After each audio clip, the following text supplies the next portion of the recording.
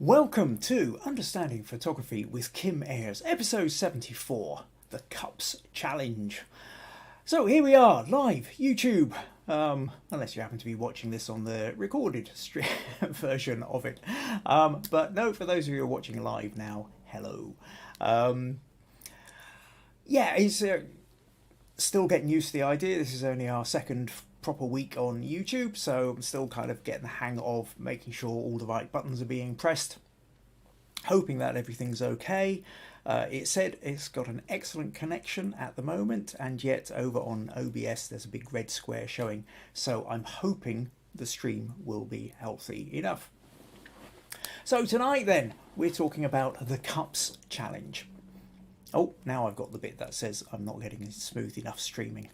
I'm not entirely sure what that's about, but this all seemed to happen last week. We started off with a couple of bits where I paused and shuddered, and then it picked up, and there were no problems for the rest of the podcast. So I'm kind of hoping that will be the case this time. The Cup Challenge. Well, a couple of weeks back, I did the Hands Challenge. Well, I thought I talked a lot about the idea of how you can make stories out of hands doing photography, and put the challenge out there and didn't get a particularly great response. I mean, certainly got a wonderful response from the people who took part, but not as big a response as I usually have to the challenges. So I thought, okay, let's go easy on them this week.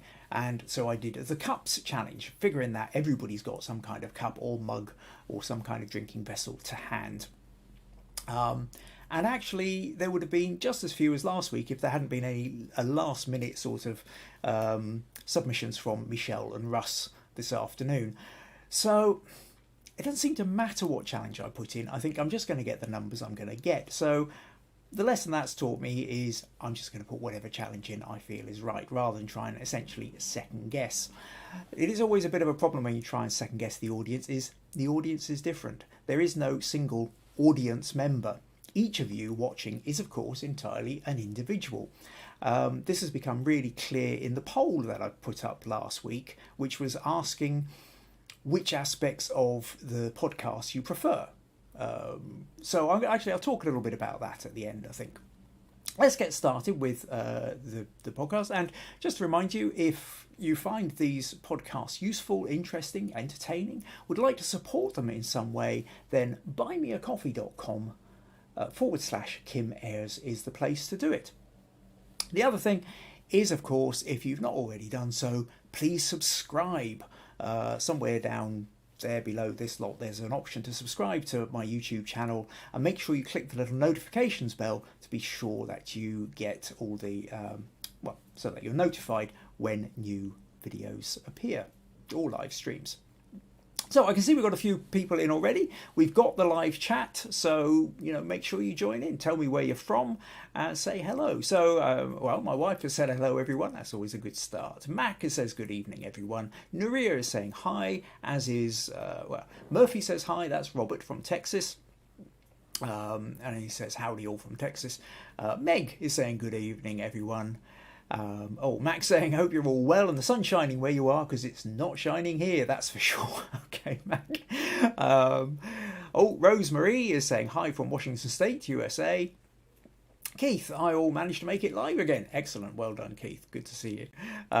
Brian says hi, Kim, and all who are watching in. Jackie says good evening from South Africa, and Stacey from Pennsylvania says good evening and afternoon to all of you being busy. Excellent. Okay, so we have people viewing and commenting and letting me know you're here. Good stuff. Right. Okay, so let's make a start then. So the Cups Challenge.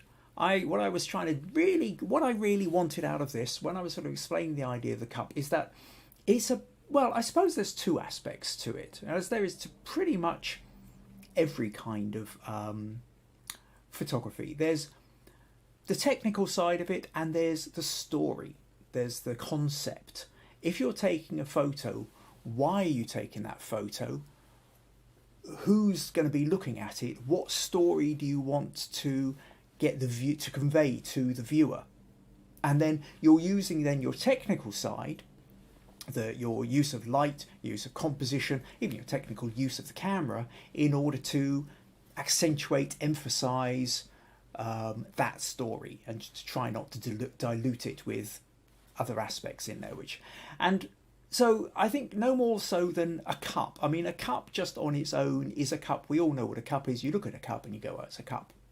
So can you do more with it than that? So by and large, there's a certain amount of this challenge was as much about the story of a cup. Can you convey something about the message of the cup, of how it's being used, or how you're doing it? So that's what we've been. So we've had about 16 people, I think thereabouts, stick images in. So we're going to go through them. Some of them we'll just talk a little bit about the story. Some of them some people have actually asked for a little bit of feedback, or some present themselves with a little bit of critique. So we'll maybe kind of drop them into Photoshop and talk about ways you might have alternatively edited them. Comment as we go. I'll periodically keep, at the end of each picture that I put in, I'll pop in, see if there's any comments, or if there's any kind of bits of conversation that have come out of it, that it's works. Because sometimes these things, we kind of go off on a tangent as well. But there's nothing wrong with that, because it's all part of the learning process. I've still got a couple more comments here. Stacey was going to send in for the challenge, but super busy. Vandana's here. Hi, Vandana. And Fiji's made it from India as well. Good evening, Fiji. Cool. Right, okay. So what we'll start off with then is, I think we're going to we'll start off with Jim. So Jim from Dumfries, he sent in this image, and I thought it was a good one to start with, because this is where you're really talking about the idea of creating a story. It's not just a mug, it's the best dad in Scotland, although obviously I think my daughter would disagree with that one, Jim. But a great one. But, well, mind you, your best dad in Scotland. I think I've got a best dad in the world somewhere. Anyway, but here we've got Jim. He's got his mug, he's got his coffee or black tea. I think that's coffee, but it's very, very dark black tea if it is. He's got a Nikon lens there, show that is, the photography is part of it. He's got a camera magazine sitting down which probably looks like it's I don't know which magazine it is, but it's probably it looks like it's Nikon up in the top corner. So that's it's a kind of a good basic grounded story. So you're talking about the idea. It's not just a mug. It's a mug in a context. And the context. This is a kind of, I'm going to sit back. I'm a photographer, I've got my lens there, I'm going to sit back with my coffee and I'm going to read my photography magazine. And I think probably for those who are watching this podcast, this one is pretty identifiable. So a good solid start. Nice one, Jim. Thanks for sending that one in. Okay.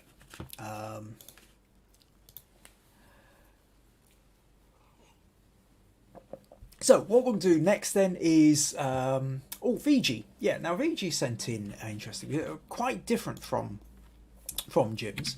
So Fiji sent in this one. And actually, sorry, let me go back a sec. Let's go back to Jim, because I suddenly realised I forgot to read what Jim had actually said. Jim had said, "Hi Kim, this is my image for the cup challenge. The mug was given to me by my daughter for some years ago, and is my favourite for obvious reasons. I use natural light coming from the window on the left, which I think works okay. But I do have a reflection on the side of the mug. I don't know if that detracts from the image or makes it more natural.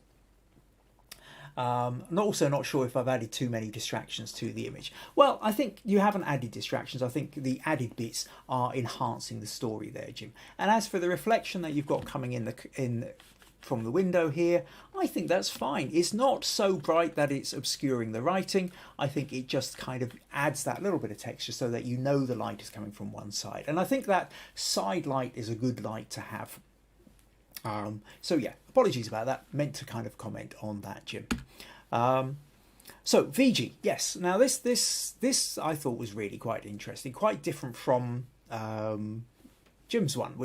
So Jim's one is very kind of familiar to me. It's obviously a kind of cultural thing here. So Fiji in India, this has got a very different kind of cup and setup. And Fiji goes on to say, in India, we mostly use metal cups and saucers. This particular set was given by my mother as my wedding gift. As far as we could date, these belonged to her grandmother. So essentially, this metal cup and sugar bowl and what have you date back to VG's great-grandmother. I mean, how cool is that? The container that holds the sugar is my favourite. The tray is relatively new though. The challenge in photographing metal is that it reflects every detail in the vicinity. Oh yes, doesn't it for certain. This was another one VG sent in. This was her submission, but she also put this one in to give us a sort of sense of a sort of slightly different angle so we can kind of see what's there. So we've got, I assume it's coffee on the right, and we've got the sugar on the left. Interestingly, when this was the picture I saw first, and I wasn't quite sure what this was up in the top corner. But when you sent in this picture, suddenly I realised it was a chessboard. And then we've got a book underneath there. Can't quite make out the writing. So I realised that actually your setup, you've got the cup and the tray, and then you've got a chessboard and the book. So you could have taken from further out and got in more of the surrounds. And I wouldn't be at all surprised if you were doing that and trying different options, and then you zoomed in, got closer in, and probably out of the photos you've ended up with decided that this was the one that you liked the most. Certainly, I love the texture of all the bubbles in the cup, and it kind of it contrasts with the texture of the sugar over on the left here. And interestingly, having the sugar in the same shot, I think, kind of makes me feel of the kind of a sweet, almost syrupy coffee. You know, that really, because the sugar is in sight, you naturally assume there's going to be sugar in the coffee, or there will be by the time you drink it. So that kind of interestingly changes your perception, or changes my perception of the coffee, because the sugar is in shot, which I thought was interesting. Now, the point you make about the metal and reflective surfaces is a very real one, and a very real problem for anybody trying to photograph metallic surfaces. And ways around it, first of all, the most common, or a very common way if people are doing product photography, is to create a light tent, where you're either using an existing pre-made one, or you make one similar yourself, whereby you might have that kind of material that's a bit like an umbrella, the photographic umbrellas, you know, where it's semi-transparent and diffuses the light. So it's diffusing material that sits around it, and then there's like a little flap on one side so you can stick your camera in, take a photo. You put the lights outside the diffusing material, it creates an all-round ambient light. You take the photo, but you've not got to worry about anything else getting caught in the reflections. Because the problem that we have here is, as soon as you stick in something metal and you're taking something yourself, generally speaking, there's a good chance that you're going to end up reflected in here. And I'm just saying, can we actually see you reflected? And I think here, in this bit of, I think that looks like your hand probably reaching out to the camera. So sometimes there's a little bit of fun when looking at metallic, silvery, reflective surfaces is, can you spot the photographer? Looks like you've got a light source up here bouncing off the ceiling as well. And that's another thing, is also if you are photographing metallic surfaces, you really want to get as soft a light as you can. You don't really want to have like a hard flash or torchlight bouncing straight onto the metal, because you will create a lot of overwhite burnout kind of thing. So the softer you can get the light, the more distant the light source, the more bounced, reflected through soft boxes, that kind of thing, the easier it gets. Another possibility, depending on how you do it, is to try and actually you play with that reflective surface and place other objects around that might not necessarily come into shot from the direction you're doing, but just immediately out of shot, to the side and to the sort of front of it. So you're kind of shooting through. You could put other objects which then might get reflected in the metal, the reflective surfaces. And whether that's, you know, for example, books or coloured material even hanging over something. You know, if you've considered the idea that the surface is reflective, if you put something within sight of the reflection, that will get picked up. And so depending on your level of creativity, imagination, and of course what you've got to hand, you can kind of capitalize on the reflective surface and really try and sort of add extra subtle levels, or sometimes not so subtle, into the surrounding area so they don't appear in the photo, or not obviously straightforwardly, but the reflection is playing on the surface. So, hope that gives you some ideas to play with, but thanks very much for sending that one in. I think smug points for that, and I think Jim should have a smug point for being the best dad in Scotland as well. So, thanks for sending that one in, PG. Right. Okay. Oh, Pat from Somerset is here. And, Rosie's saying, what a special treasure, VG. You've done a great job to avoid distracting reflections in your submission. And Jackie's saying a great family heirloom as well. Oh, Jim's saying, hi, everyone. Late tonight. Jim, you've just missed. I opened with you. You're just going to have to rewind at the end of it. Meg says she really likes the silver metal because it has a lovely shine to it. Oh, Mandy's here, says good evening, everyone. Excellent. Right. Okay. So, viewers are slowly building. So that's Jim and VG. Right. Okay. Next up then, Robert. Yes, I did see Robert here earlier. So, Robert says, I've been struggling with ideas for this challenge, so I decided to do a shameless plug for the podcast. And if we look at this, he's got a Starbucks cup which says Understanding Photography with Kim Ayres on it. So yeah, Ego, yeah, he's going for the smug points here. He's going for the, yeah. I did make me laugh, I do have to say. So go on then, have the smug points for promoting Understanding Photography with Kim Ayres in a Texas Starbucks.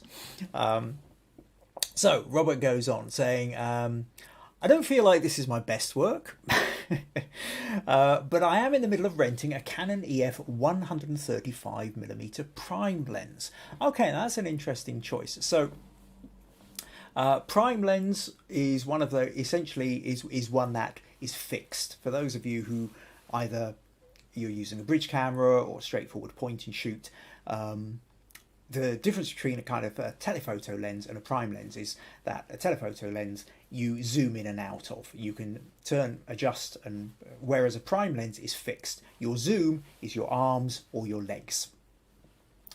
Now 135mm allows you to zoom in quite well. You get in quite close, but it's fixed. So it is no good for, it doesn't tend to be any good for sort of big wide scenes. It's more about getting closer to, but it's not also like one of these big 300 or 600mm lens where you can pick out the tiny little bird at the end of the garden. So it's a kind of, yeah, it's beyond mid-range, but it's not as big as a kind of big zoom or telephoto kind of lens. So yeah,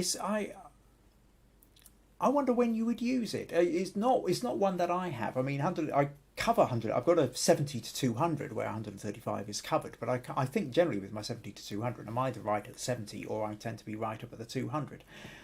So, it's an interest. I suppose everybody's got different kit bags, and depending on you choose the lenses depending on the kind of thing you shoot. And I don't suppose I ever really shoot anything that would require 135.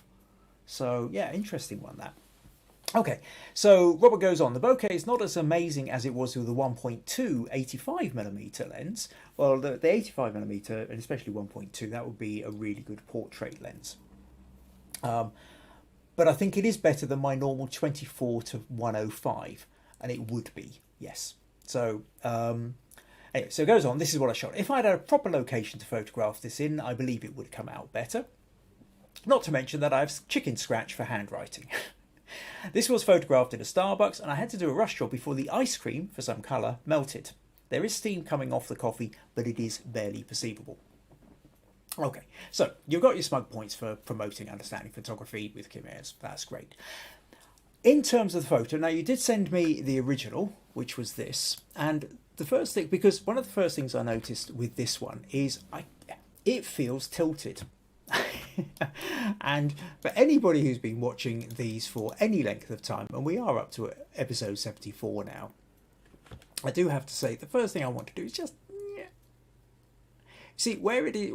Even if you kind of got it level with the horizon there, the fact is these verticals are stronger, and I think you need to be, so we just need to kind of just tilt it that way a little bit, and instantly I think certainly I breathe a little bit easier, a little bit of obsessive compulsive. Now in your one you've done a square version, but you know, I'm really tempted to the idea of actually making something a little bit more, I'm not totally convinced the square works. I quite like these little kind of window frame bits in the background.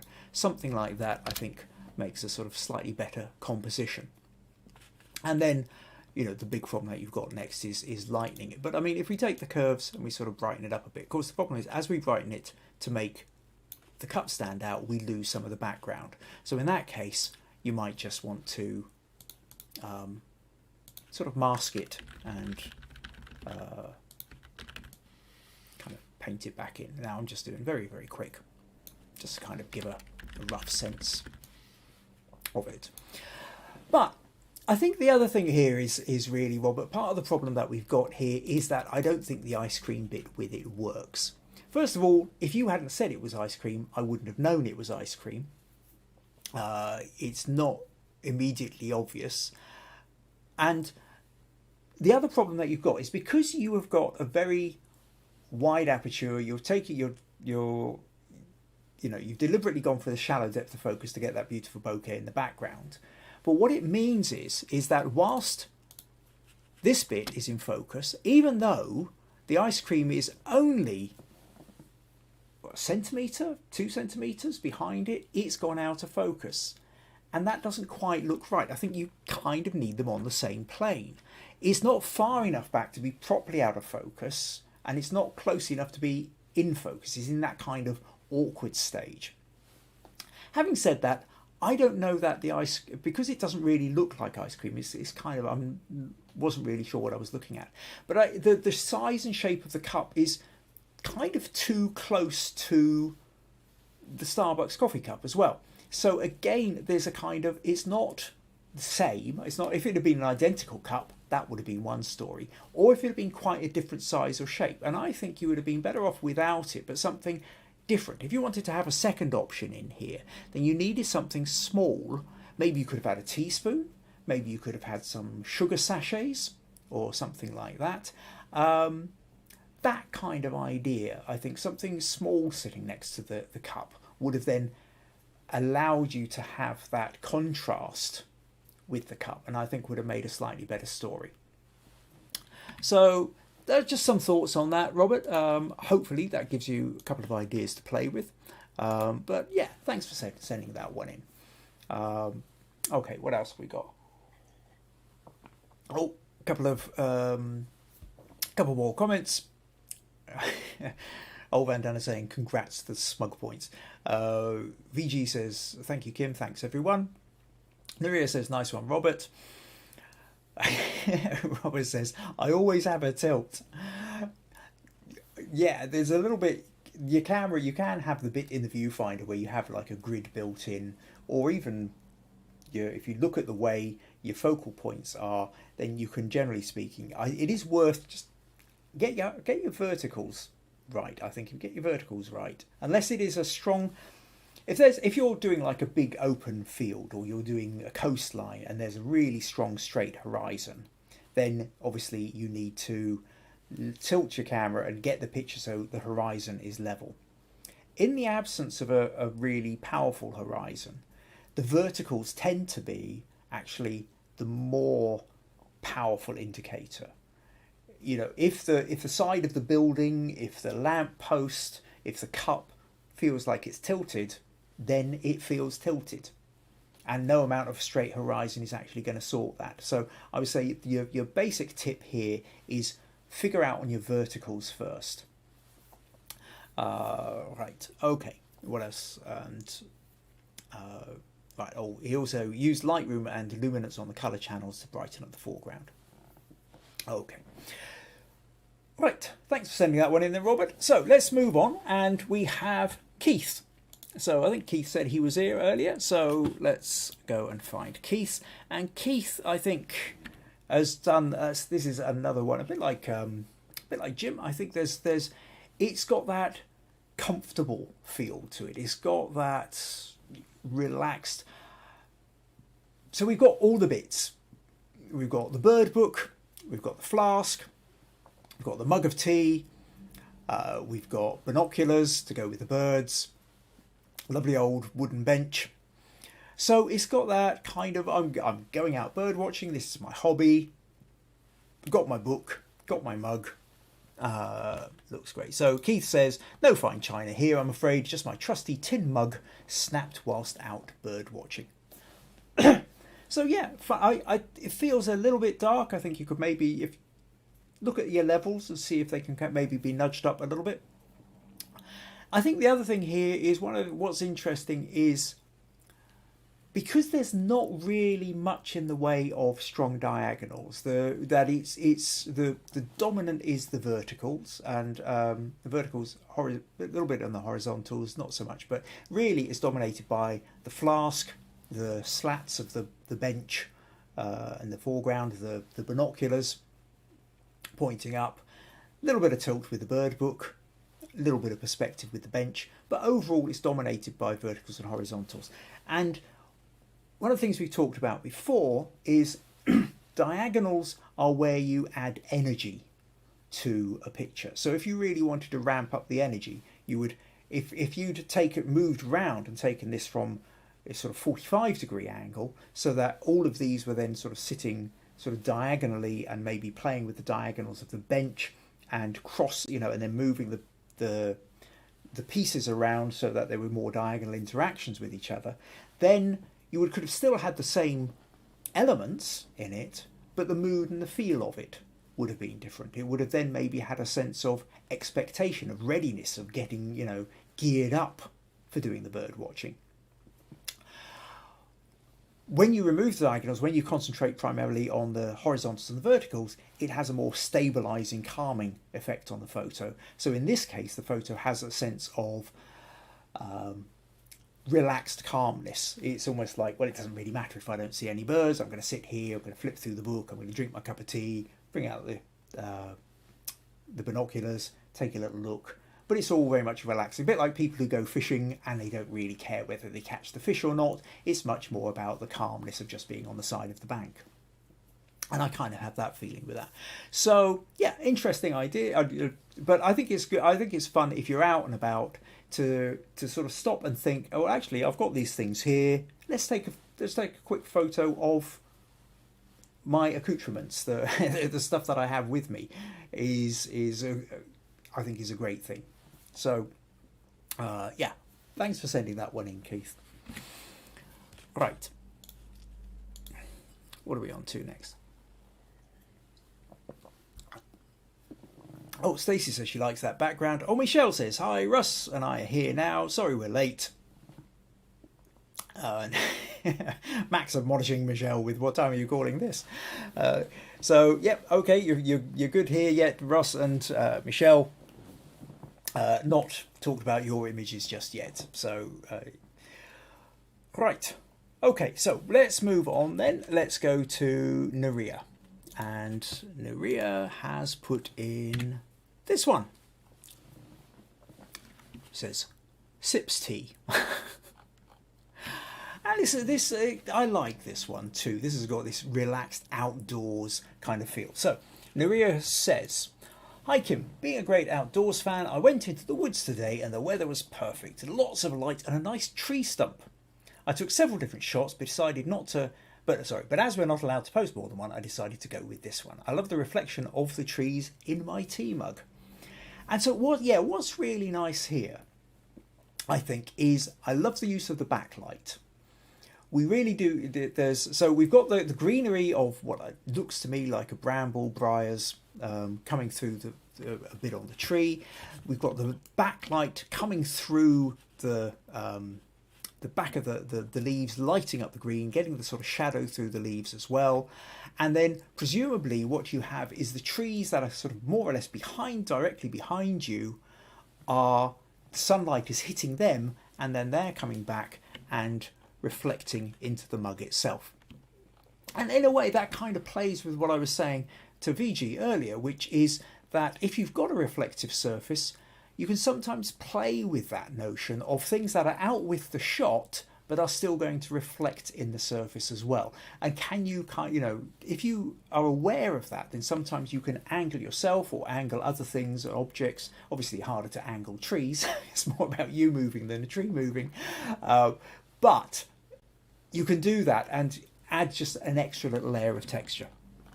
My only feeling with this one is there's quite a bit of gap over on the right, which you're maybe not seeing quite so much because of my little picture up here in the top right corner. But let's just open that with Photoshop a moment, and I'm going to close Robert's one. And so you can see here the picture. And what I feel is all the stories kind of happening over here. I love the green, I love the diagonal of the leaves, but I kind of feel like you either wanted to have this mug over to the right a bit, but then if I look at that, you can see that actually it slopes down, so I can understand why you didn't put it there, because then the whole cup would be tilted. And if the cup was tilted but the horizon was straight, which way do you tilt the photo? But I think actually just a very quick little kind of make this square. I think if we sort of just take it down to, that's about it. And actually, I think, to be honest with this, you realise that once you crop it in square, you've got the whole story here. Maybe you could have this and actually pull the whole thing out a little bit, get a little bit more space around it. But when it's like this, I think we've got a sort of big gap over on the right, which isn't really giving us anything. Because the grass is quite bright, but the cup itself isn't too bright, because of course it is actually lost in the shadow a bit, that grabs our attention, it pulls our attention away from the mug a little bit. But if you crop in square, I think you kind of get around that. Maybe you could lighten the mug a bit, again a bit like we did with Robert there, where you kind of you pull it up, but of course at that point you're blowing out the highlights elsewhere, so you would just mask that in and then essentially unmask your mug to make it a little bit brighter, something like that. I think you even lighten a little bit more up out of the trunk. So little thoughts there, but yeah, I think that's a nice one, nice little sense of being out in the countryside. So yeah, nice one there. There we go. Have a smug point. I keep forgetting about those. So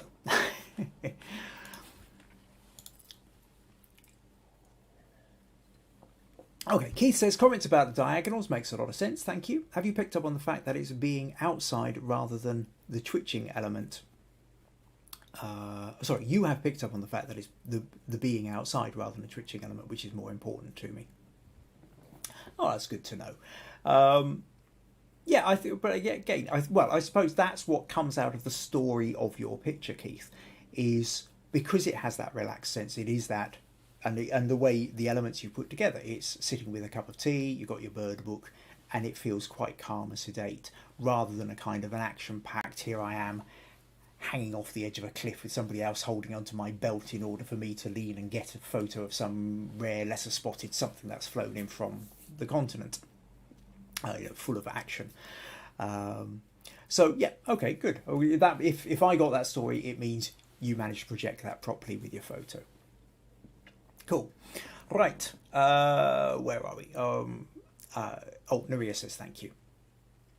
So, on to then Jackie. Oh, yeah. Oh, no, not Jackie yet. Sorry, Doriana. Almost missed Doriana here. So, Doriana sent in this one. It says, hi, Kim. This is my submission for the cup challenge. The only editing done was cropping. Struggled a bit. The espresso cup is part of a set I received while I was visiting my family in Italy. Filling the cup before I write my journal. I'd appreciate any critique. Okay, well, I mean, what a beautiful cup. Fun cup. Once again, you're up against the problems of reflection, and we're immediately kind of looking, and I would say this looks pretty much like a face and some arms. Presumably inverted in the way that the reflection, so you're kind of upside down version of you there reflected in the cup, but that's okay, that's fun. I think that although we do have a strong light here, so maybe if it looks like the light is sort of slightly over your left shoulder as we're kind of taking this, the window is slightly to the left. Maybe if you come around, so the light was coming in directly sort of 90 degrees from the side, more like Jim's was at the beginning. Go for that side light rather than a sort of front light. I think that might have made it slightly more interesting. Would have meant that the reflections would have been slightly different. The other thing is I'm tempted to, whilst I really like seeing the texture of the froth, I'm kind of tempted to come down at a slightly lower angle, but you still want to keep those bubbles in the coffee, not lose them completely. What I am very aware of though is that whilst it's nice to see the coffee pouring in, it's difficult to make out. And really that's because you've got a dark background. But, well, two things here. First of all, if you had a lighter background, that would certainly help. Another option here is the notion if you had a light source behind the coffee. And at this point, actually, if you had the window, say you turned this round and you were shooting it, so you actually had the window behind the coffee. Because when you're pouring water, like when we've talked about photographing mist or smoke or rain, very often a backlight really makes things pop, really makes the sort of the fluid or the gas, it sort of makes it stand out in a much better way. And actually going back to Robert's thing, I forgot to say about that, Robert talks about the fact that with his Starbucks one, that there was steam coming off the coffee, but you couldn't really see it. And the reason he couldn't see it was because that was actually light steam and it was a bright white window, all the light was coming from the window. So at that point, what you need is you need a backlight, which is sort of lighting it up, but then you need a dark background as well. Somebody does this later on, I'll come to that. But bear in mind though that if you've got dark liquid coming down, then actually having a light background would work. But if you're talking about transparent liquid or you're talking about steam coming up, then you need a dark background, but you do still need a light source kind of behind it, not directly behind it, but sort of 45 degrees off to one side and slightly out of shot, and then that will make the steam show up. The other thing with this one, Doriana, is there's a bit of writing on the pen and I don't know what it says. Maybe it's not important, but it kind of feels that if it's in there, it's this notion that every element of the photo is contributing to or detracting from the narrative you're putting across. Now you've got your journal, you've got a pen, and there's a bit of writing on the pen. And I think it's either you kind of want to know what the writing is, or you want to have the pen in such a way that we're not seeing the writing. If that was just turned the other way, the writing would be behind our viewpoint, so we wouldn't be distracted by it. Or you need to turn the top part of it so we can actually see if it's important what's written on it, then, and if that's contributing to the narrative, then we really do need to see what the writing is on the side of the pen. If it's not important to the story, if it would just be detracting from it, then I think you need to have the pen placed in such a way that you don't see the writing. I think the little bit on there is a kind of, it's not enough to really grab our attention, or it's just enough to frustrate without actually, I don't think it's intriguing us. But it's not really adding to the story either. But that's just very subtle little idea there. Okay, well, thanks for sending that one in.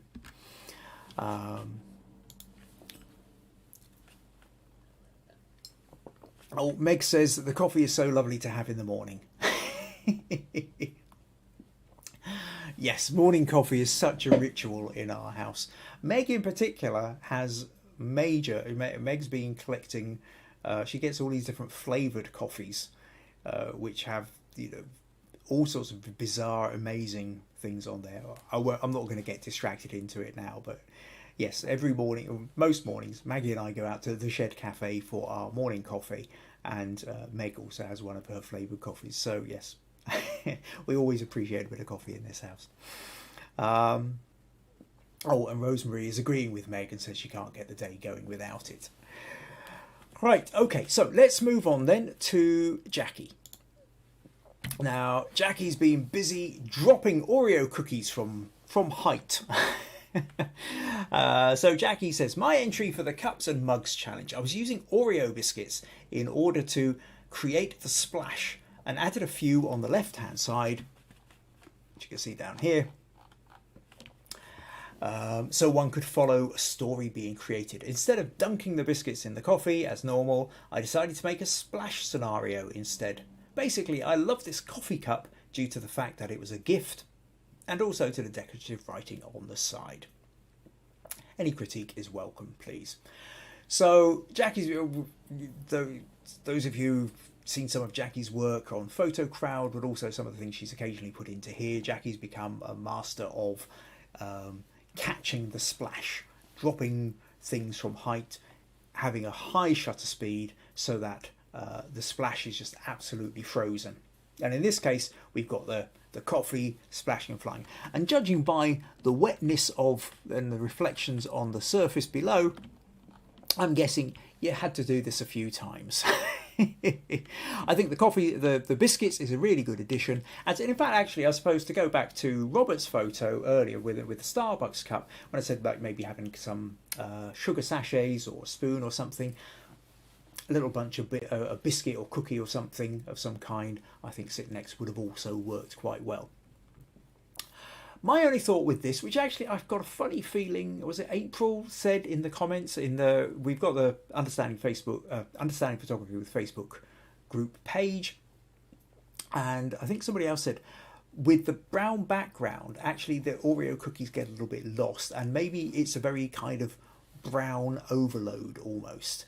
And I can see why you've gone for the brown background, but what I'm going to do here, it's a matter of taste and where you want to take it. But I think what I'm going to do, I just want to sort of show something here for anybody else who's interested, either yourself, Jackie, or for anybody else who's interested. Now, it will take me ages to cut this out all properly, but what I'm going to do briefly is just use, I'm going to do a kind of fast, quick cut here, just so that you get a sense of what I'm talking about.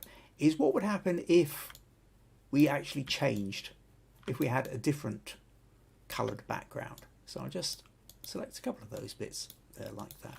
And very quickly, with that selected, if I then go to hue saturation and then drag the slider, you see we can change the colour of the background here.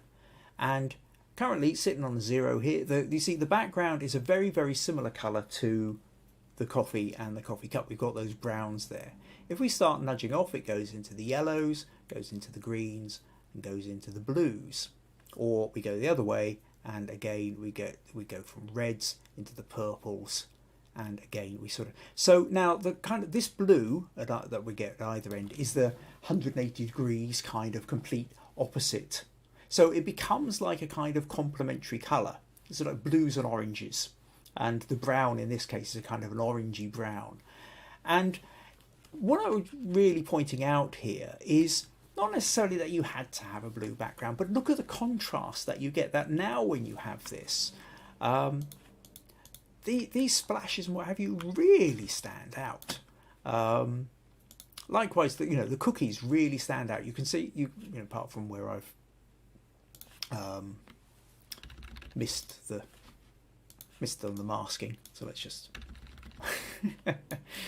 paint that back in for a moment. But yeah, now there's no doubting that the cookies are there. You're going to see them straight away, whereas without that you don't necessarily see them until you start looking around and exploring the cup, exploring the picture. So just a little thought there, something to play with is sometimes certainly when you're creating something as dramatic as a splash, a contrasting background can make things quite interesting. And you know this already because of some, like when you've done your sort of lemons dropping into water or something like that, you don't tend to do that on a yellow background. You'll either do it on a bright white or you'll do it on a black background, and the black background tends to make it stand out even more if you're using light coloured fruit. If you were using dark fruit, you would use a lighter background. And just as you might use light against dark or dark against light, so you can do the same thing with colour.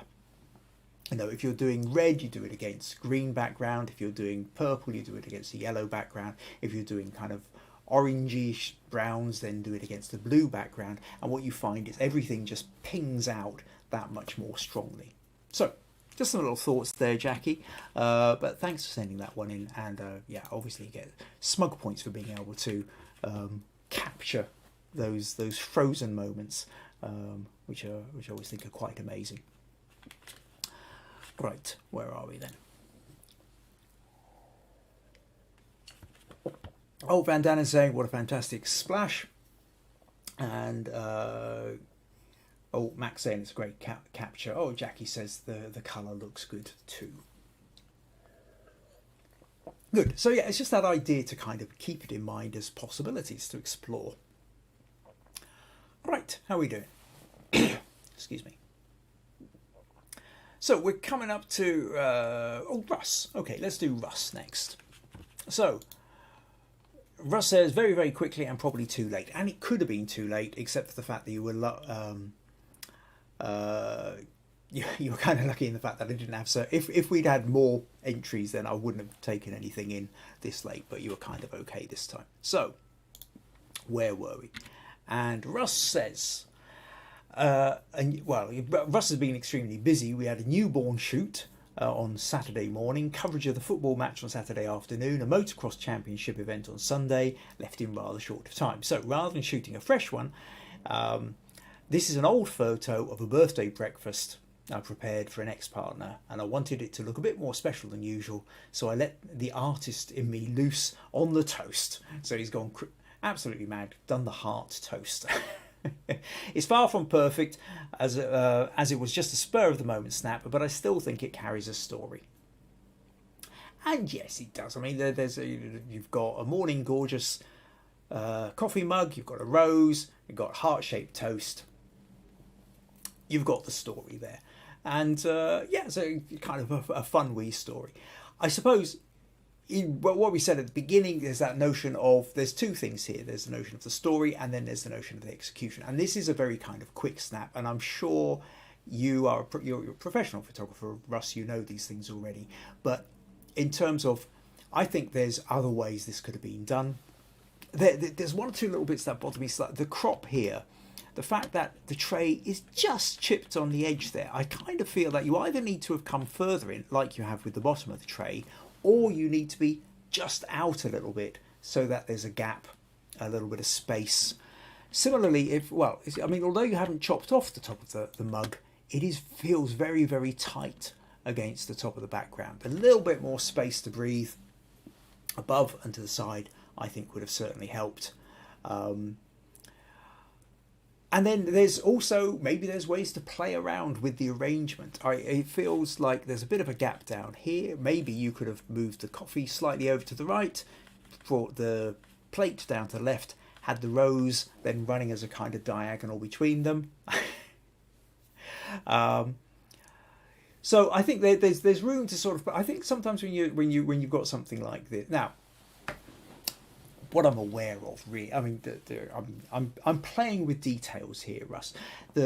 I think it's one of those things that, of course, obviously, the reality of this is you're putting heart-shaped toast and a rose onto a tray to take to someone. And when they receive it, they receive the rose, the coffee, the heart-shaped toast. That's what they're looking at. As a still life, though, which is essentially what this is that you sent in, as a photographer's still life, you then need to think a little bit more about where you're arranging the pieces and how you are using the elements of it to draw your eye in and around the picture. And in that sense, the balance isn't quite there. Like I said, there's this sort of big gap down on the bottom left. The line of the rose doesn't draw you into the photo. It creates a separation between the toast and the coffee, and it's either kind of creating a wall above so you're only looking at the toast, or it's creating a wall below so you're only looking. And actually there's the toast that grabs it the most because it's large and white and bright. Your eye kind of gets caught here. The rose creates a barrier, so you actually almost miss the coffee. I don't think you get drawn to the cup first. So just in that notion of, I think you probably know this all stuff already, Russ, but it's certainly worth pointing out for anybody else who's watching this, that if you are arranging things for the camera, not just for somebody that you're taking the tray to. But if you are then thinking, oh, that's quite nice, I'll pull out the camera, you have to start thinking about the composition. Start thinking about, how can I just, do I need to nudge the plate over to the left? Do I need to turn the rows the other way? Do I need to create a leading line? Can I do something with that jar of pasta in the back? Or should I, and so that I can use leading lines and light and shadow and form to draw the eye into it. And then I think you can get really creative, have a lot of fun with that. So, bits of fun there, but thanks for sending that one in, Russ.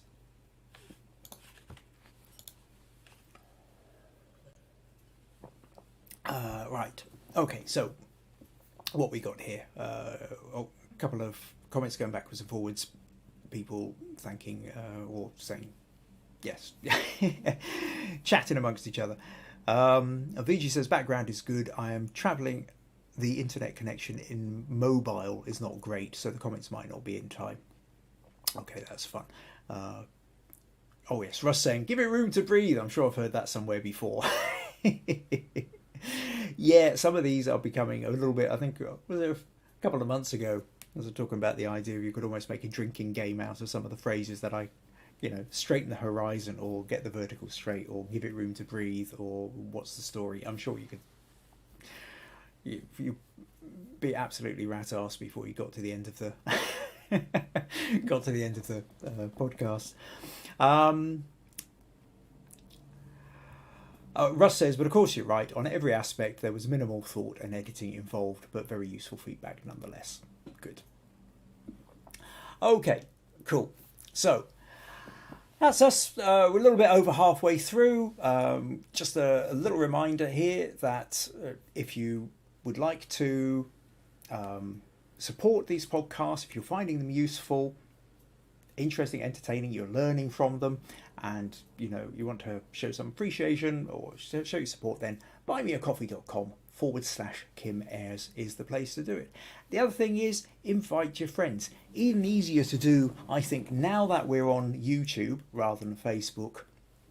youtube.com/Kim Ayres. You can see just there. Very easy to find me, and zap out the link to friends or invite people along. Once this goes up, you'll have seen on Facebook, or if you're already subscribed to this, copy the link, email it to anybody, or message it to anybody who you think might be interested in joining us. Right, okay. Oh, Vandana's saying, let's call them Kimisms. Okay, where are we then? So let's move on. Okay, Vandana, let's move on to you. Where are we? Vandana says, hot chocolate in my favourite cup. Well, anybody who's known me for a while knows I've definitely got a soft spot for hot chocolate. A favourite cup. This was taken at work just before I started my day. The blue background is the chair where I had just kept the cup while I attended a phone call. I came back and was just about to pick up my cuppa and saw how nice the contrast looked and took the shot. I've enhanced the colour a little bit and then added a vignette to it so it doesn't look too bright. It's just waiting to be drunk. Any critique welcome. Well, brilliant. I think smug points here, Vandana, for again that notion of you place a kind of opportunity to go away, you come back and you think, oh, I like that, that's interesting. Whip out your phone, take a photo of it. Also, interestingly, here with this one, this kind of goes back to a little bit what we were just saying with the coffee for Jackie's shot, because what you have done here is you do have the blue background against the orangey brown notion of the hot chocolate, and it really does make it stand out, makes it pop.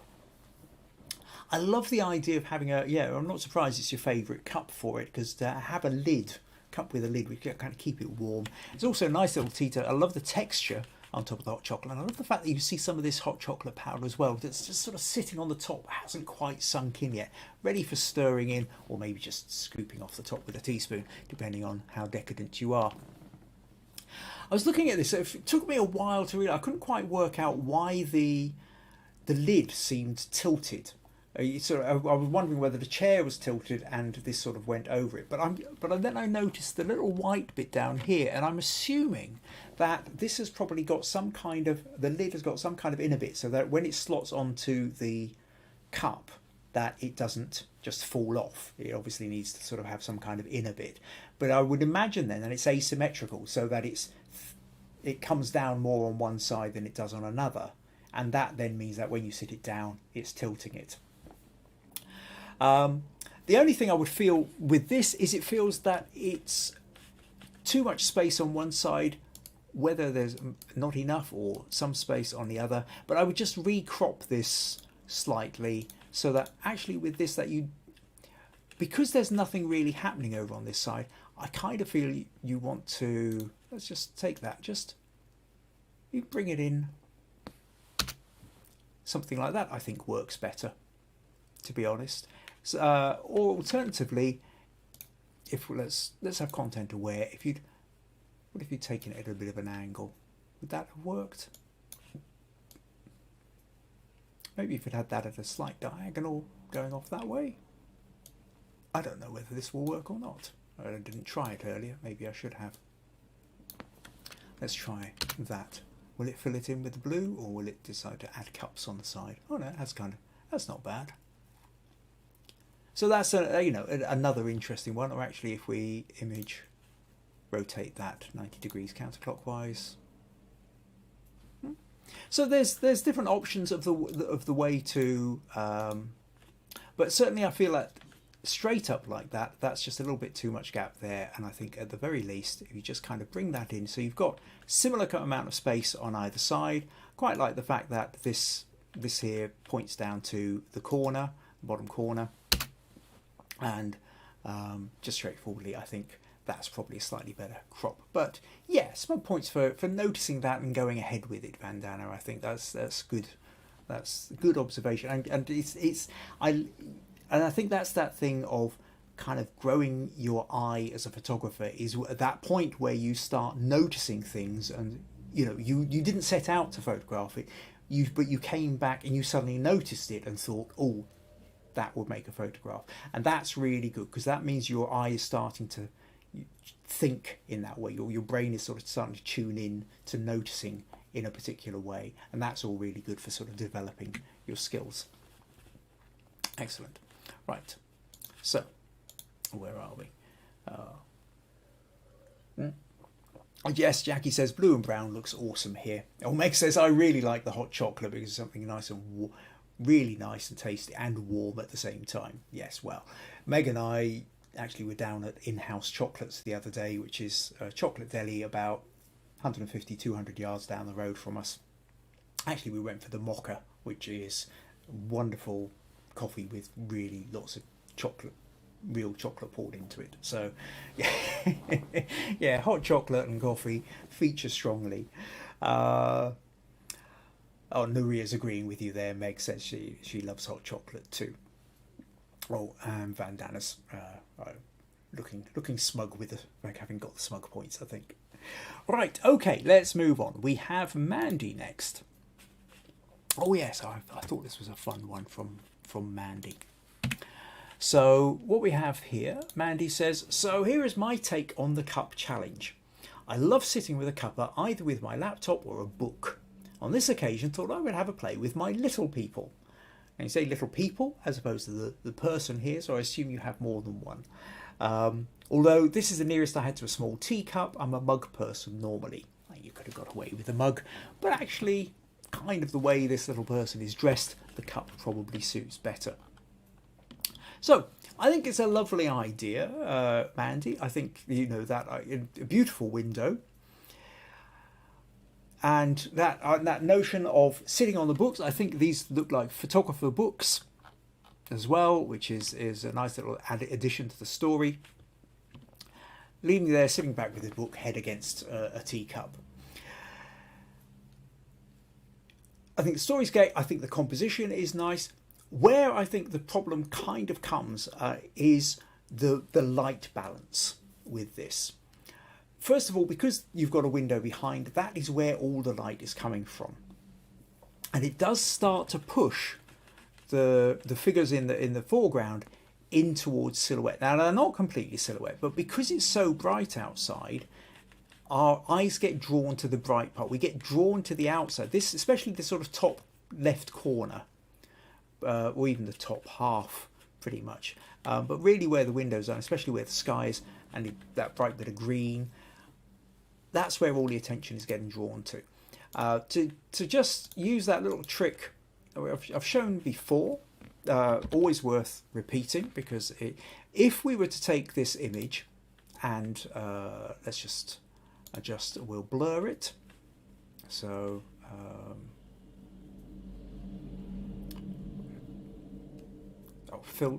filter. Yeah, sorry, moment there where I couldn't write. So let's go to we'll do a Gaussian blur, or maybe not that much, but we nudge it up to a point whereby we're not really sure what it is we're seeing. And just to double that effect, if I edit transform, flip vertical, if we look at that, you then say, okay, if I'm looking at this squinted where I can't really see what it is, what am I actually looking at? What leaps out? And what really leaps out is the bright patch here, the bright patch here, and the green patch here. And yet, none of these bits are actually what your photo's about. They're the support to the photo. The actual story itself is the little figure sitting reading his book on top of the photo books, looking at the leaning against the cup. Now, I can absolutely understand what's going on here, and with the way the editing is, I think that it looks like you've probably already done a lot of work to even darken down the outside. Given the brightness of the light hitting the edge of the stone windowsill or stone surrounds, I would imagine that it was a strong light coming through the window. I would imagine this lot was probably much brighter. You've already done quite a bit of post-production work to darken it down. And then as I look into here, I can see a lot of noise on this side of the cup, which means you've already been working it hard to try and brighten up the inside.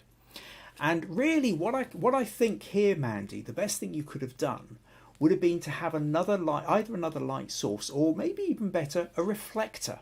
I think if you'd had a reflector just to your right side as you're taking this, so as the sun's coming in, if the sun's coming in far enough, you're actually bouncing sunlight. But even if it's not direct sunlight, just the sheer light of the window, if you'd had a reflector fairly close and bounce this light back in this direction, I think then that would have really lit up, or actually maybe even, yeah, you know what I mean. Anyway, so we've got the sunlight coming from that direction, and then you have a reflected light bouncing and then that would have really lit up the cup, lit up the figure. Because if, let's show you here, let's take the curves in here and just bring this up so that we can really see the figure in the cup. Now, at this point, obviously we've blown out the highlights, so I'll just again do the quick mask just to give you that sense of what it might have looked like if you'd got the settings differently. And we just brighten this up here like that. And now I think you can see that something like that, when you look at the picture, you really become much more aware of. And would we need to sort of darken down the background a little bit more? Maybe again something like that.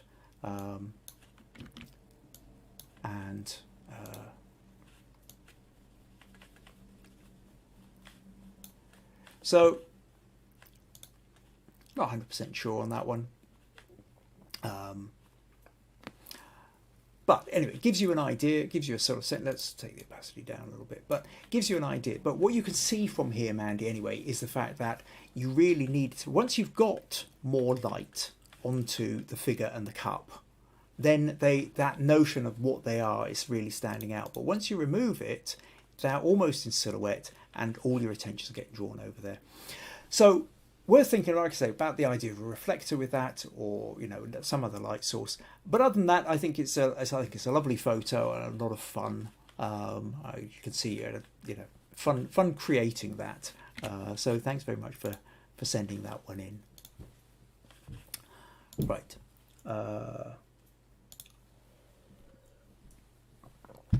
Okay. Where are we? Oh, Stacey says she likes the window, and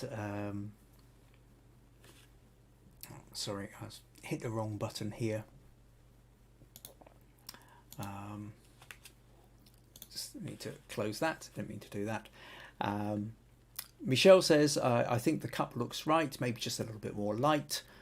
Max says, very clever, Mandy. Rosemary says, this has such a wonderful sense of whimsy. Agree that a reflector would help. Russ also says, love the concept here. The lighter cup is better. I love the fact that changing the book titles could in fact change the story. And that's really true. There's lots of fun little details in that, and I think, yes, playing with the story, you can, yeah, change the cup, you change the story, change the book titles, you change the story too. Cool. Right. Okay. Next up, then we're going to go to. All right. Okay. Just a Mandy. So Nicola. So Nicola says, "Hi Kim. Here's my suggestion for the cup challenge. Now this photo is a little dedication to a lovely lady who used to own our house.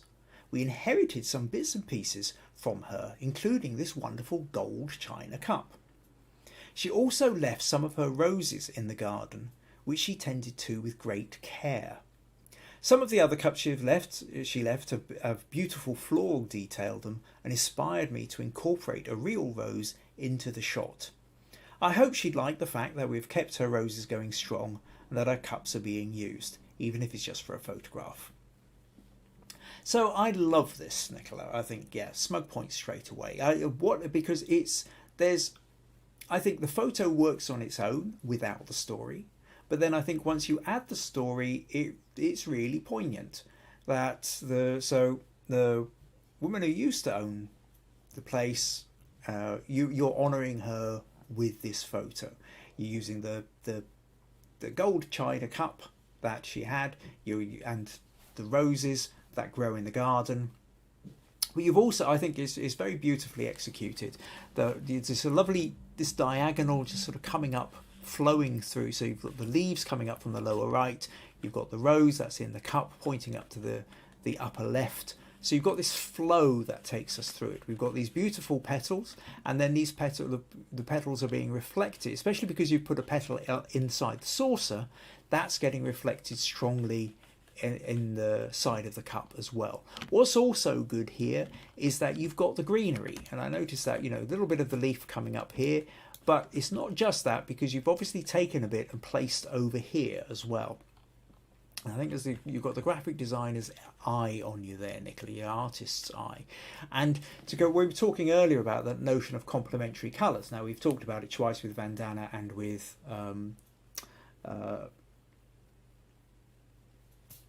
Jackie. Sorry, Jackie. With that notion of the kind of blue and orange, here we're using it with that sort of red and green as well. So those little bits of green just really, they act as accents, but they help to richen up the gold. Actually, let me just show you here what I mean, because obviously Nicola already knows this, but I think it's worth pointing out to anybody who hadn't already considered it, that if let's just do a quick selection of these green bits here like that, and then go to hue saturation and move them over.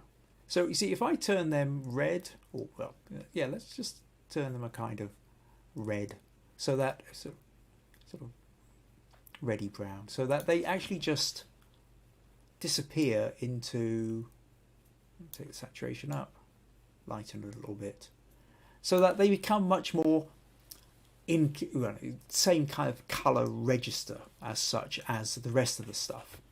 And you don't notice them then, but when they're green, you see what a difference that makes. Now let's just zoom in a little bit closer here so you can get a slightly better sense, because I think that's really quite important, that these little bits of green, what they do is, it's not that they're strong in themselves, but they kind of make the reds and the golds seem redder and golder. They seem richer.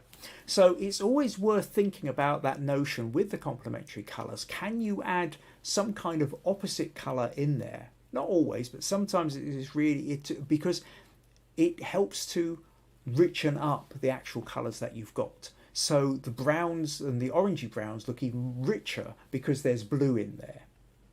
And in this case, the reds and golds look even richer because you've got that touch of green. So really nice little touch there, Nicola, and definite smug points for you, I think. So thanks for sending that in. And I think it's a lovely tribute to the previous owner of the house. Right, where are we? Oh, Mandy says, thank you. Vandana says, so beautiful, loves the reflection of the petal. Michelle also thinks it's a lovely memorial to her. Rosemary also says, so lovely, the reflections are very interesting. Excellent. Right, next then we are on to Hege, and I hope I'm pronouncing that properly. Hege. You can always let me know if there's another way of pronouncing it. So what Hege said is, I was making stuff with rhubarb and I figured I could try a cup photo as well. I love rhubarb, so I felt this cup was a fitting match. So we have a cup with love on the side and it's full of rhubarb. That's the unedited version, and then that's the edited version. Interestingly here, it's not just a case of, there's a sort of yellow, the original has got a slight yellow shift and she's given it a slight bluey purple shift, which I think works well. But interestingly, it's also warped slightly as well, which makes me wonder if, because some programs have an option to lens adjust as well. So I was wondering whether you were going to do that. So anyway, this photo, I think certainly a bit of fun there. And but what I kind of feel is that actually I think it's always the balance just doesn't quite feel right to me. It's a really strong dominant grey. We've got the love there, which is nice, but it's sort of overdone. You've got all this rhubarb, but the rhubarb is just really feeling pushed out. But it's not really even just, it's the side of the cup, and it's more about the writing on the cup. I think the dominant part of this is the bit that says love, but then it is also being, we're getting drawn to, especially this bit of rhubarb here, I think this, which is catching all the light. Well, that's kind of the first thing I notice. I notice that, and then I notice the love. So you've got the elements in there, but I think we need a slightly different balance. I would be tempted to come out a little bit further and to see more of the rhubarb spilling over the cup, but to also see more of the cup itself, because at this point you're kind of a bit too close into the cup. But I think if you came out a bit more, we saw more of the cup, and then I think we would appreciate the chopped rhubarb around it as well. But certainly fun. Personally, I'm not a huge fan of rhubarb, but my wife absolutely loves it. But yeah, I think it tends to be one of those almost, like love-hate kind of things. So if you love the rhubarb, that's wonderful, and it's a good cup to put it in. But yeah, I think we just need to come out, see a little bit more of the cup. So thanks for sending that one in, Hege. And right, what have we got? Oh, Russ says, nice composition, this one. I might have chosen to lose the petal that's in the frame in the bottom right. All right. Talking of, I assume you're talking about the previous one. Oh yes, because there wasn't a petal in. Right. Yes, that one. Okay, so yes. Sorry, for a moment I wasn't sure whether you were talking about a petal in the rhubarb there, Russ. No, so Russ is obviously talking about the previous picture with the petals. Either that or include the whole petal. I think you're probably right there. There was just a little bit sticking up in the corner, which probably would have taken out. Oh, Meg says, try rhubarb crumble with custard. Yes, I know you like that. Your mum likes that too. I would just have the crumble and the custard and leave the rhubarb. One of those. That's which I've got funny memories of doing that as a kid, being one of those terribly fussy little children who wouldn't eat the rhubarb. So, okay, cool. So next up, we want to get Michelle. So let me just find Michelle's picture, and Michelle says, I'm catching up on YouTube over the last few weeks. I've been very busy. Therefore, some old photos, but I thought they were still worth a look and still contributing to it. Now, she also sent in a picture of some hands, which were from a statue. But that would have fitted in better for the hands challenge a couple of weeks ago. So what I've done is taken a photo of the cups. Now she says, for this, this is children's cup set I borrowed from work for the night. I'm not overly pleased with the result and wish I had more time to play with the lighting. Now, I did ask her what else she might have done with the lighting, and I meant to copy and paste that into the comments so that I could refer to it afterwards, but she said maybe on a table with natural daylight. As it was night, I didn't get to try it, so I put it in my light box. Yes. Okay, so you've got the little cup set and the light box. Then this is actually one of those things that we was talking about earlier when VG mentioned about the problem of reflections. And when you've got a bright shiny ceramics, just like the metal, you have a problem with reflections. So what you can do is you can buy light boxes which have the diffusing material around them, so that you put the light on the outside, the light diffuses through, lights up everything on the inside, but because you've got a little flap where you can put the camera through, you're not getting the reflection of the camera and the photographer. What you can also do, these things often have a little built-in background, so you can change it whether you have a white background or a black or a red or a blue or something like that. So Michelle's obviously gone for a textured black background here to place it on. And the problem is whilst it creates a very even light, it also does then become very dull.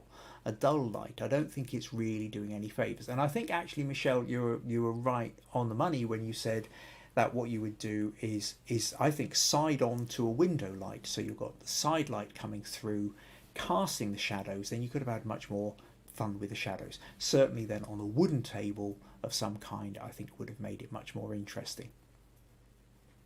Possibly even moving around, having something like a backlight and playing with the shapes, moving around to create outlines could be another interesting way of doing it. But I think with something like this, there's the two aspects. There's the composition and then there's the lighting, how you arrange them. And if you're happy with your arrangement, you then have to think, how do I light this to really offset and play with the shadows and the depth? Because part of the problem here is because what we're not getting here, we've got no real sense of the depth of the cup here. Little bits of shadow here gives slightly more depth of the sugar bowl, but not a lot. We've got a little bit more depth of this cup because it's turned on its side, but you're absolutely right. It's the shadow which is really going to make all the difference with this. So I think really what you could have done.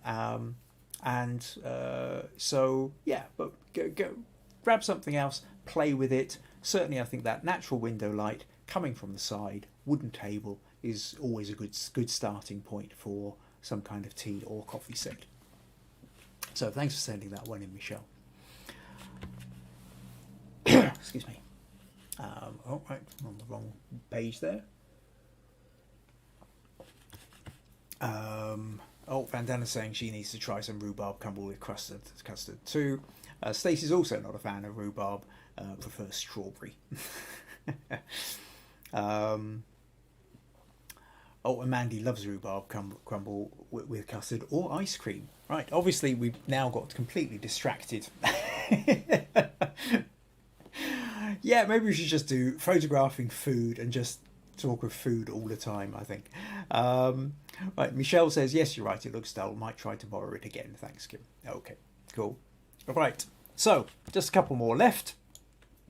And Sophie. Oh, right, now, interestingly, Sophie's one, when she put it into, it's had more response than any other of the photos put in. It's had more likes and loves in the Understanding Photography with Kim Ayres Facebook group, where people have been submitting their images. And Sophie just very simply says, cups in bright colours and circles to be on the bright side of life. And it's absolutely eye-grabbing. Very, very graphic designery. It's very geometric repetition, very beautifully done. And what I like here is that you have lit from primarily one side. What we can see is that we've got the shadow. The full cup is the inside of the cup is in complete shadow on the bottom one. There's no shadow on the inside of the cup at the top one, and then we've got the half line shadows coming in here, so we can see then exactly where the direction of the light is coming from. And I suppose really, what would happen if you rotated this? Well, that's interesting. You rotate it 90 degrees and it changes a little bit. Change it again. So now it would be like the light was coming from the top. Rotate it again. It shifts a little bit more, and one more rotation away back where we started. So that's kind of fun, I think. But yeah, really bold, really there. And I think it's certainly the kind of thing which actually probably works well at different, you could probably go quite small and you can still see it. I think in the kind of online competitions where things like Guru Shots, Viewbug, Photo Crowd, and where you've got people looking through a lot of images fairly quickly, scrolling at fairly high speed on their phone, this is the kind of image which just grabs the attention. It goes, I'm here, bam, and everybody's, whoa, that's here, and before they know it, they've clicked a like before they scrolled on to the next one. So I can imagine this one being a kind of a really good one for those kind of high volume online competition ones. So yeah, thanks for sending that one in, Sophie. Really, really bold.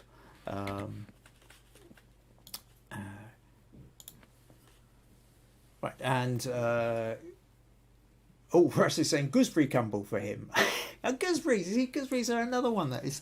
I like most fruit, but raspberries. Rhubarb doesn't do it for me, and gooseberries don't do it for me either.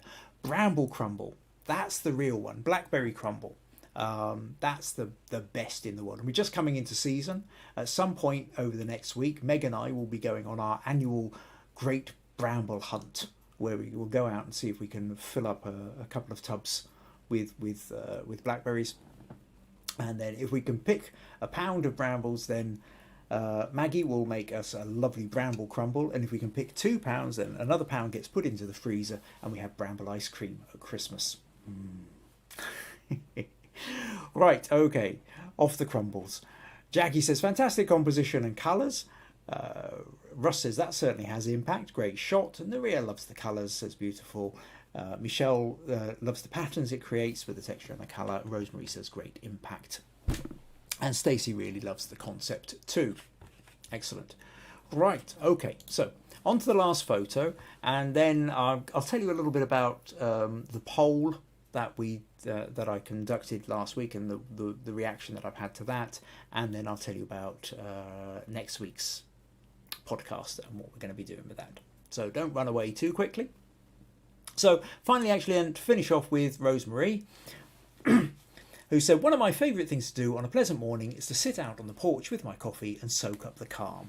The sun rising, the birds singing, the distinctive smell of leaves and grasses as they transition into the fall. And yeah, doesn't that just do it? I love this. I love this picture. I think this does everything I wanted a mug or cup picture to kind of do, really. It combines a lot of the other things we've been talking about this evening, I think, kind of come together quite nicely here.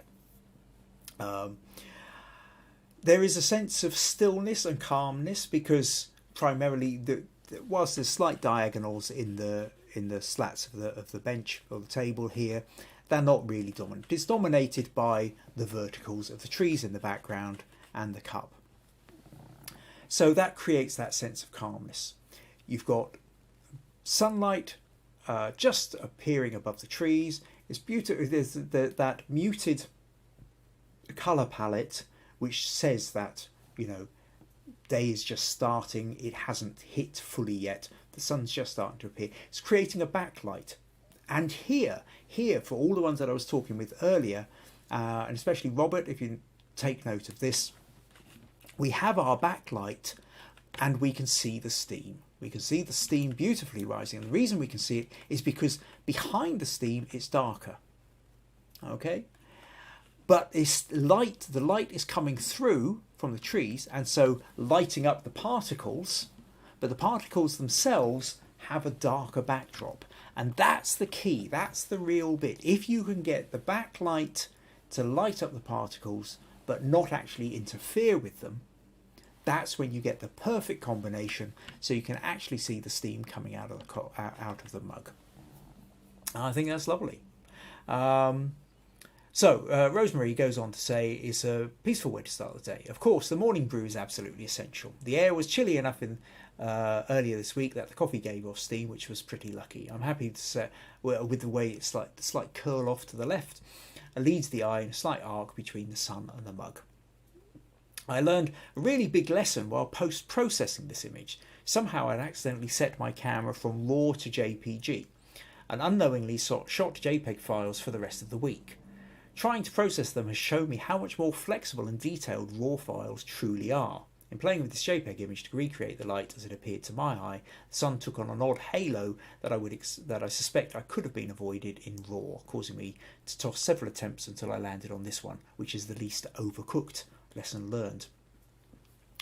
And yeah, I think that's just worth reading that extra bit out, which is that notion of if you have the option to take in RAW, but you're still primarily shooting in JPEG, I would say start learning the transition. For a long time, I had cameras that were perfectly capable of RAW, but I didn't go near it because it just seemed too big and intimidating. So I stuck shooting with JPEG. Eventually, when I did make the transition, I was amazed at how much more editing possibilities there are. There's so much extra detail that is lost in a JPEG.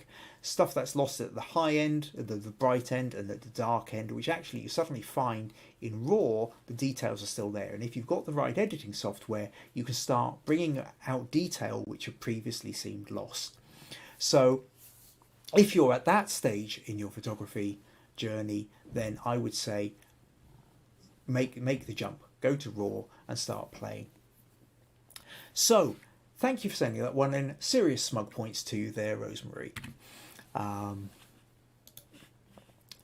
Cool. Okay, so a couple of comments. Yep, so a few people saying how peaceful it is. Vandana says the steam is perfect. Stacey, simple and good. Meg says coffee is a really nice thing on a cold day. Russ says great atmosphere in this shot. I like the muted colours and the steam is perfect. Jim also likes the starburst. I can never get that right. The thing about the starburst is you need to have a very, very narrow aperture for that. If you're going wide aperture, that's where you get your soft bokeh. But the narrower you can get your aperture, so you can go f18, f22, depending on the lens you've got, f32, then what happens is that's what creates the starburst effect. But you also need to have the sun just cutting through something as well. In this case, it's cutting through the trees, or if you've got it coming around the side of something. Generally speaking, to maximize it, it helps if you've got something just slightly in the way of the sun. And then that sort of refracts it slightly and emphasizes the bit. But yes, narrow aperture. Narrow aperture is your key to getting a starburst effect. Right, okay, so Rosemary says, thanks for the critique. I'll have to review later as we have a drop-in company. Okay, thank you very much for turning up and submitting it, Rosemary. Okay, so we're coming to the end now anyway. So just to review, last week I talked about the poll that I was going to put up, and that was kind of interesting. So I put up, let me see if I can just find what happened. So I put in I was just really kind of interested. Part of this thing is because I busily critique images every week, but I never really get a critique on the podcast itself. I've never been entirely sure which bits are more popular than others. So in essence, we kind of have 4 elements to the podcasts. There are the challenges, like we've just done. there's like last week where there's the talk of the challenge, what we're going to do, how we can take. So it's essentially we talking about whatever the challenge is going to be, what that idea is, tips, techniques, ideas, concepts around it, and ideas for stories and how you can expand that out.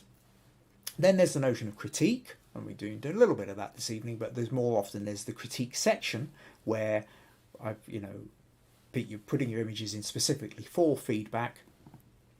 And then there's the stories behind the photos, which I also periodically do, where I show the photo and then talk about either the story behind it or some of the choices, the decisions that were made behind the photo shoot, and sometimes the editing processes as well. So I wanted to get a sense of, was there anything that was massively more popular? Was there anything that was massively unpopular? I actually had about, I think it was 28 or 29 people voted in the poll. The one that was most popular was critique, which got 24 votes. The ideas and techniques for challenges got 21 votes. The actual challenges themselves got 20 votes. And the insights and stories behind the professional photo shoots got 18 votes. So in some ways that would seem the least popular. And yet it wasn't a direct even spread. There were different people who had very strong preferences for one part and not another. There were people who were spread across who liked everything. And in the end, the difference is only 6 votes between the highest voted one and the lowest voted one. So I don't think there's a great deal in it, to be honest. I don't think there's certainly not enough. It's not like it's all come out and everybody loves one thing and nobody likes another, so I'll just drop the other. I don't think there's enough difference in there for me to say that it's worth dramatically changing the layout of these podcasts. So as things go at the moment, it used to be the challenges were once a month, or once every 4 weeks. They've now become sort of once every 2 weeks, or occasionally once every 3 weeks, as if I do have a story, if I've got a new photo shoot to talk about, then I can sort of drop that in between. And then the week before the challenge, of course, I give the tips and tricks and ideas and the kind of background to the challenge as well. So I think in the end, actually, what I'm going to do is probably stick with that. That seems to be a reasonable balance, I think. Interestingly, for a while, the challenges was the least popular, which surprised me because the challenges tend to be the ones that are most attended. But like I said, I think really I'll probably stick around with what I've got. Next week I am going to talk about a photo shoot I did for a performance called The Village and the Road. And it's a theatre piece with spoken word storytelling by Tom Powell, and then there's 4 musicians, Wendy, Gavin, Ruth and Stuart, who amazing world-class musicians who were then playing music and weaving it in and out of the stories. And Maggie and I went to see it last night. It's the first time, not last night, on Sunday evening. It's the first time we've been out to any kind of event, really, certainly performance, show, theatre, since before lockdown. So, and it was really quite incredible. Now, the thing about it is that I did the publicity photos for it pretty much about 2 years ago now, and it was going to be getting ready, and then COVID hit. So I'll just give you a little taste here of one of the photos. There was 2 photos taken. This was one of them.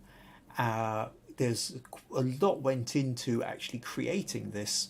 And the strange thing is, when I first saw this, my first thought after coming back to this was, oh my God, they look so close together, which just goes to show how influenced, how much COVID has affected my sensibilities. They looked far too close. I just wouldn't feel uncomfortable putting people that close in a photo again right now.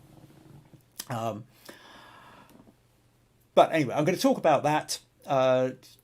chat about that next week, talk about the story, show you the second photo that went with it as well. And then there will be critique. So if you would like feedback on your photos, make sure you put them into the Understanding Photography with Kim Ayres Facebook group. If you haven't joined it already, do join it. That's the easiest place to stick your photos into. Actually, and I must say that one of the things I've noticed is happening a little bit more often now is when somebody's putting a picture in, some of the others are coming in and giving little ideas and thoughts and insights as well, which I think is brilliant. I think it's a good place. Start sharpening your critique tools, and you do that. Think when somebody puts in a photo into the group, don't just automatically go lovely photo, even if you do think it's a lovely photo, and because if you think about the whole point of the critique section, what I've talked about quite often before is the fact is we can get praise easily enough. We just shove our picture up onto Facebook and our friends all go, lovely picture, whether it is or not. And that's really nice and it's good for the ego, but we don't learn anything from it. Now, of course, the other aspect you have to have with this is tact. Don't just go, that's shite. You shouldn't be, what on earth do you think you've done with that? It's really important that it's constructive. But I think sharpen your skills. If somebody's putting their picture in for critique, have a little think about it. Maybe you don't have to write anything about it, but have a think. What would you do differently? Is there a way that you would have enhanced that photo? Maybe you would have changed the angle. You would have taken it from a different angle. Maybe you would have had different objects with it. Maybe you would have lit it differently. Maybe you would have composed it differently. Maybe you would have done different settings on the camera. And I think if you can start getting into a mindset of critique with other people's images, it really helps when you come back to sort of developing your own. Anyway, critique section's not going away. Seems to be the most popular aspect of the podcast anyway. But I can only do it if you put your photos in for critique. So have a rummage through, find your photos, put them in for critique. If you're not part of the Facebook group or you don't do Facebook, then just email them to me. And that's kim@kimayres.co.uk. And let me know what your sticking point is, okay? Because it's much easier for me to give critique if I know what it is where you feel the problems are. That's pretty much it. If you found this useful, interesting, would like to support the podcast, and buymeacoffee.com/Kim Ayres is certainly the place to do it. I look forward to seeing you all next week. Thank you to everybody who turned up. Thank you to everybody who put pictures in. And I hope that is kind of inspired the rest of you to start thinking, well, okay, well, next time I've got a cup, how could I photograph this? Next time you're sitting down for your cup of coffee, think, what would I do? You actually whip out your phone. Just try a couple of things out. Okay. Thank you very much indeed. I hope you all have fun for the next week, and I'll see you next Tuesday. Take care. Enjoy your week. Bye-bye.